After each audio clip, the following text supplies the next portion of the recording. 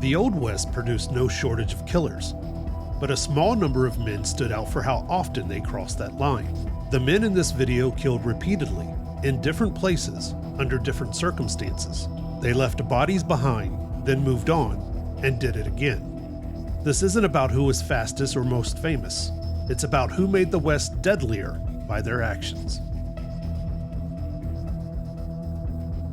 Clay Allison. Clay Allison was a feared and volatile Old West gunman whose legend mixes documented violence, exaggeration, and outright myth. Born in 1840 in Tennessee with a club foot, he fought for the Confederacy, served as a scout for Nathan Bedford Forrest, escaped a death sentence, and drifted west after the war straight into ranching, cattle driving, and the Ku Klux Klan.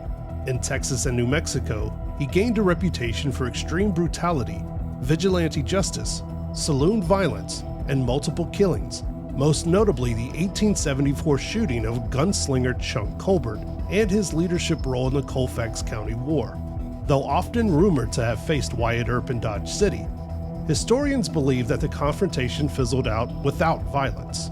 In later years, Allison settled back into ranching, his behavior remaining erratic but less murderous. He died not in a gunfight, but in 1887 near Pecos, Texas, when he fell from a wagon and was crushed beneath it, ending one of the West's most chaotic and unsettling careers. Jim Courtright. Timothy Isaiah Courtright, known as Long-Haired Jim, was a Fort Worth lawman turned racketeer whose career ended in a legendary street gunfight.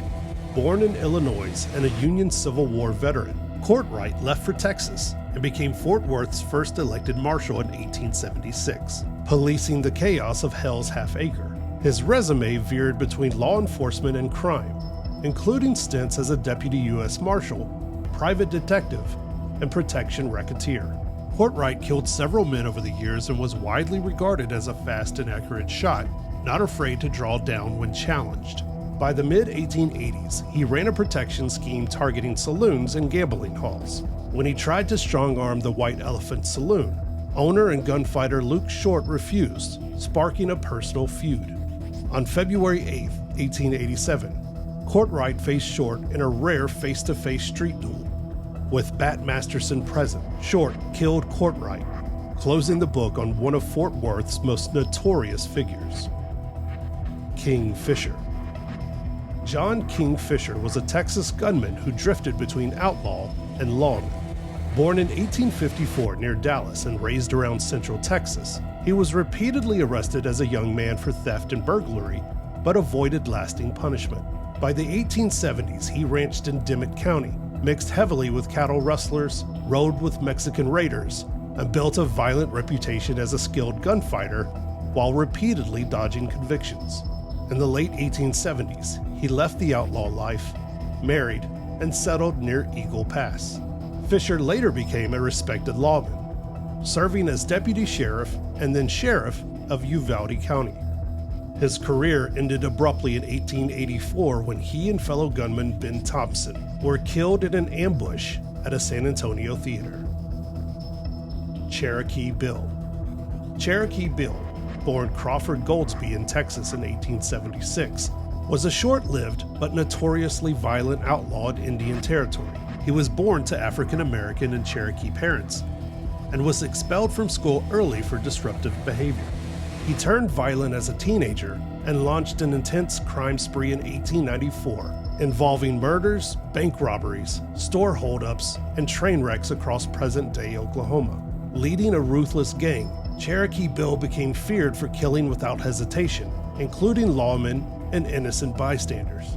Captured in January 1895, he was tried by Judge Isaac Parker, survived a failed jailbreak, and was ultimately hanged in 1896 at just 20 years old.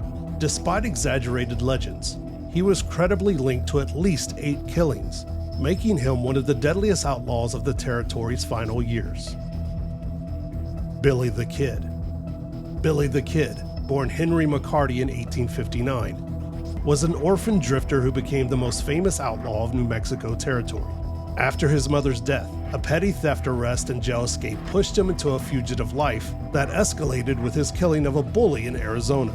He later joined outlaw gangs and was drawn into the Lincoln County War, where the murder of his employer, John Tunstall, radicalized him and led to multiple killings as a regulator.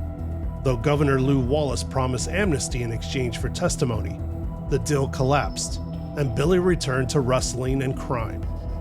Pursued relentlessly by Sheriff Pat Garrett, Billy was captured, sentenced to hang, escaped by killing 2 guards, and was finally shot dead by Garrett at Fort Sumner on July 14, 1881. Though legend credits him with 21 killings, historians place the number closer to 9. Tom Horn. Tom Horn was born in 1860 in Missouri and spent his early years drifting through the West as a cowboy and Army scout, where he often exaggerated his role in events like Geronimo's capture.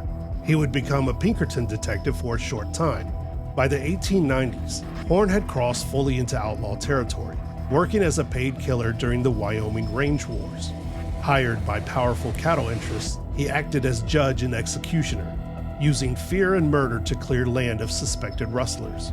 His reputation was built on whispered body counts and the belief that once Horn was involved, someone would end up dead. In 1901, he was accused of killing 14-year-old Willie Nickel. Convicted largely on a drunken confession, Horn was hanged in 1903, leaving behind a legacy of violence and controversy. Kid Curry. Harvey Logan, known as Kid Curry, was the most violent member of Butch Cassidy's Wild Bunch. He drifted into crime early and crossed fully into outlaw life after killing a man in Montana and deciding he would never get a fair trial. From there, violence defined his career. Between the mid-1890s and early 1900s, Logan killed repeatedly across multiple states. He shot down lawmen and civilians, often ambushing officers sent to arrest him or hunting men he blamed for the deaths of his brothers and friends. He played a central role in major Wild Bunch train and bank robberies, with several of those crimes followed by deadly gunfights. By the end of his life, Logan was wanted for roughly 15 murders, though contemporaries believe the true number was much higher. William Pinkerton called him the most vicious outlaw in America. In June 1904, after being wounded during a posse chase following a Colorado train robbery, Logan chose suicide rather than capture, ending a career defined almost entirely by sustained, deliberate violence. John Wesley Hardin. John Wesley Hardin was an Old West outlaw and gunman whose life was defined by repeated, often lethal, violence. Born in Texas to a preacher's family, he was in serious trouble as a teenager and claimed his first killing at 15. From there, he spent years as a fugitive, involved in shootings, ambushes, and killings across Texas and along cattle trail towns, including incidents where men died over disputes, arrests, and drunken confrontations. In 1871, Hardin crossed paths with Wild Bill Hickok, who was serving as Marshal of Abilene, Kansas. They never fought, but out of respect, they treated each other carefully, and Hardin later acknowledged that both he and Hickok disarmed each other at separate occasions without firing a shot. He repeatedly escaped custody, accumulated indictments, and developed a reputation for killing quickly and often, including lawmen. In 1877, he was captured and later sentenced to a long prison term for murder. In court, he claimed 42 kills, and although he exaggerated and fabricated parts of his story, historians generally still place his confirmed kill count above 20. In prison, he studied law and wrote a self-serving autobiography. Released in 1894, he briefly practiced as a lawyer, but remained entangled in violence. He was killed in an El Paso saloon on August 19, 1895, shot from behind by John Selman, ending a career built on habitual, sustained killing. Jim Miller. Often called Deacon Miller, Jim Miller was one of the most cold-blooded killers of the Old West. A church-going, well-dressed, professional assassin who murdered for profit and hid behind badges, courts, and technicalities. Operating as a deputy, city marshal, outlaw, and sometime Texas Ranger imposter, Miller favored shotgun ambushes and nighttime executions rather than fair fights. He was repeatedly arrested, acquitted, or freed as witnesses conveniently disappeared. And he openly boasted about killing for hire while maintaining a facade of respectability. Miller assassinated rivals, lawmen, lawyers, and businessmen, wore a concealed steel breastplate to survive gunfights, and orchestrated murders tied to cattle wars, land fraud, and personal vendettas. His violence finally caught up with him in 1909 after he was hired to kill former U.S. Marshal Gus Bobbitt. This time, the law didn't save him.